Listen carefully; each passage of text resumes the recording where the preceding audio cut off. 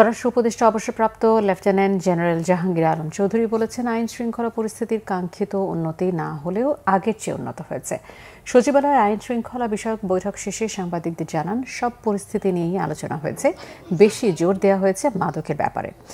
মাদকের রুই কাতলারা ধরা পড়ছে না, পুঁটি ধরা পড়ছে। স্বাধীনতার ৫৪ বছরে আইন শৃঙ্খলার সর্বোচ্চ পর্যায়ে যাওয়া যায়নি। অনেক বিষয় নিয়ে সংশয় থাকে, তবে সব অনুষ্ঠান ভালোভাবেই হয়েছে।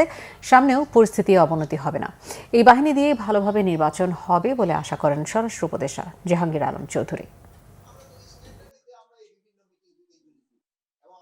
নির্বাচন যেসব হবে, যেসব আইন শৃঙ্খলা পরিস্থিতি যেন ভালো থাকে, এই জন্য আমরা সব ধরনের প্রস্তুতি নিচ্ছি। এর আগে আমরা বলছি যে আমরা কিন্তু ট্রেনিংও করাচ্ছি এবং সরকারের একটাই হলো যে সংখ্যা বাড়ানোর জন্য কিন্তু একটা